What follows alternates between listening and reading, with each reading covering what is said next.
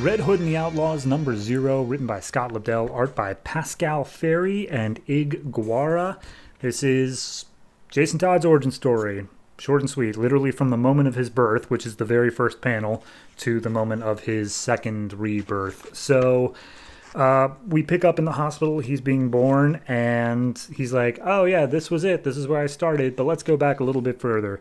And we see that his mom went to some Gotham Public Academy where every day she went out for lunch, and one day she came across some guy across the street named Willis Todd, and the mother's name is Catherine, by the way, and they start immediately hitting it off. They literally are just making out down in alleyways, and he goes on this long diatribe about how his dad is just like the absolute worst.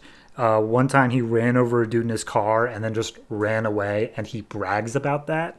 But regardless, she got pregnant and he moved into her admittedly good upbringing. She had a nice house and whatever. But, the fights didn't stop. There was arguing with neighbors or whatever.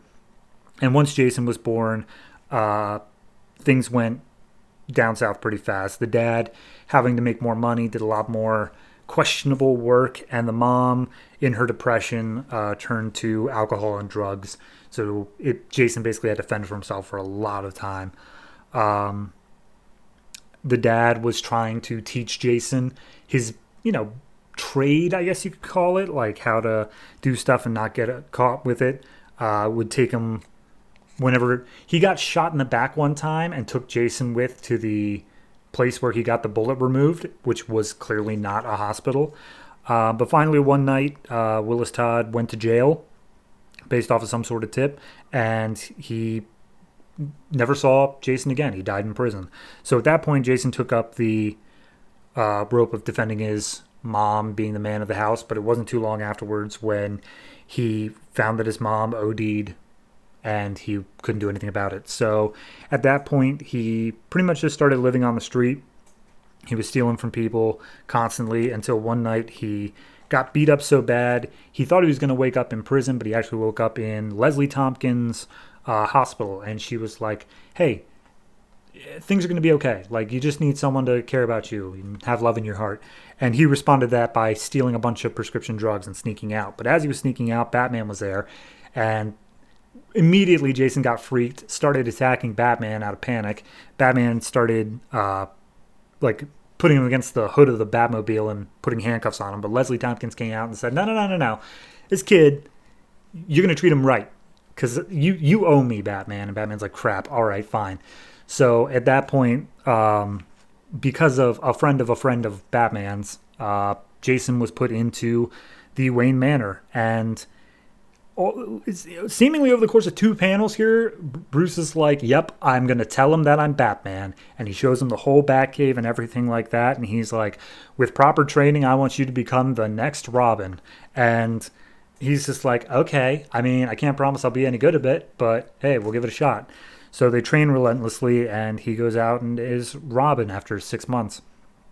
And he's doing good at it. He's kicking the crap out of people, and then he continues to kick the crap out of people long after he should stop kicking the crap out of people. To which Batman's like, kid, you got some anger in you. You sure that's... Let's put you on monitor duty for a while. And he's like, oh, cool, you're taking me off the streets. I see how it is. But while on monitor duty, he comes across a photo of a woman who is seemingly his mother, who survived. And he immediately just it's somewhere in the Middle East. He immediately ditches Batman, doesn't even say goodbye, and goes to find his mother. But it turns out it was all set up by the Joker. And the Joker beats the crap out of Jason Todd, sets a bomb to go off, and Batman is too late to save him. And Jason doesn't remember anything that happened in the meantime, but what he does remember is he was put in the ground, and then he came back via a Lazarus pit. And that's the origin. And then there's the second part, told by the Joker, that I thought was a backup story, different art style, but apparently it's him claiming responsibility for literally everything we just saw. How he determined one day that he wanted to torment Batman by making a Robin that he could then just take away again. So he picked Jason Todd out one day. He got Willis Todd arrested, had the mother seemingly OD on drugs, when in actuality it was a coma flower from Africa or something. And then He dropped off Jason at Leslie Tompkins' clinic, knowing that Batman and Leslie had something going on.